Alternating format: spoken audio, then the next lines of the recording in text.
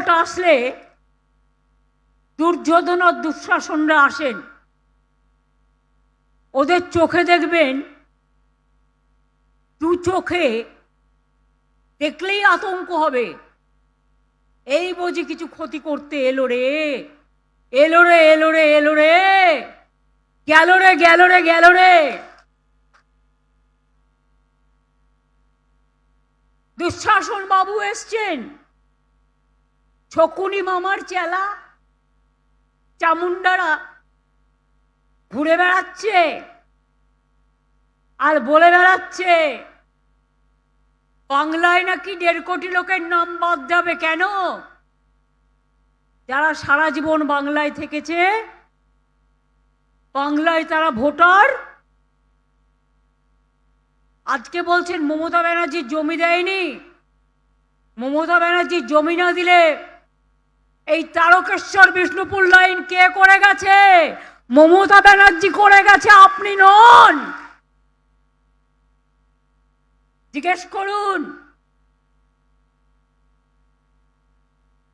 দুঃশাসন কমরেডদের, ওরা এখন কমরেড হয়ে গেছে। কমরেড না বোমরেড আমি জানি না, মানেটা আমার জানা নেই। আমি যদি জমি না দিতাম তাহলে ইসিএল এর জমিগুলো কয়লা তুলবার জন্য কোথার থেকে আসতো? রানীগঞ্জে জমি কে দিয়েছে? জামুরিয়ায় জমি কে দিয়েছে? বাঁকুড়ায় জমি কে দিয়েছে? বনগাঁ পেট্রোপোলে জমি কে দিয়েছে? ঘোকসাডাঙ্গায় জমি কে দিয়েছে? চ্যাংরাবান্ধ মালবাজারে জমি কে দিয়েছে? অন্ডাল এয়ারপোর্টের জমি কে দিয়েছে? পানাগড়ের জমি কে দিয়েছে? বড় বড় কথা, মিথ্যে কথা। বাংলায় শুধু অনুপ্রবেশকারী, কাশ্মীরে নাকি নেই। তাই যদি সত্যি হয় বন্ধু, একটা কথার উত্তর চাই, পহেলগাঁও তাহলে কি আপনারা করলেন?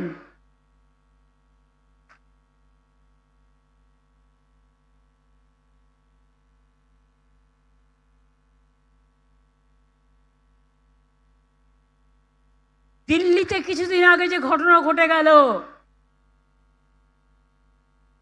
অনুপ্রবেশকারী বাংলা ছাড়া কোথাও নেই, তাহলে কি আপনারা করলেন?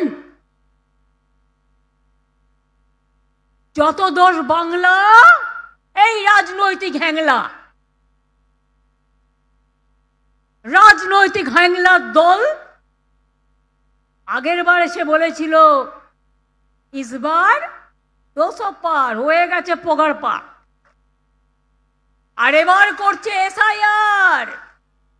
এত মানুষের মৃত্যু, এখনো পর্যন্ত 58 থেকে 60 জন মানুষ মারা গেছে।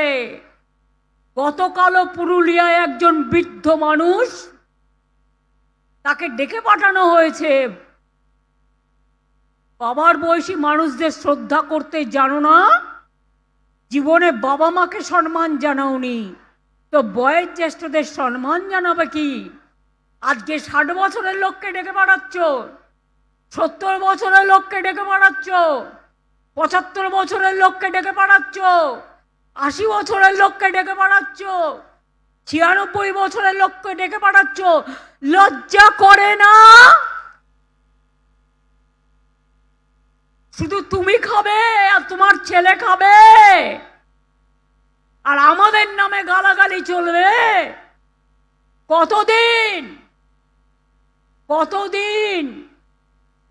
জিজ্ঞেস করুন বন্ধু। 100 দিনের কাজ বাংলায় বন্ধ কেন? বাংলা 1 নম্বরে ছিল 4 বছর।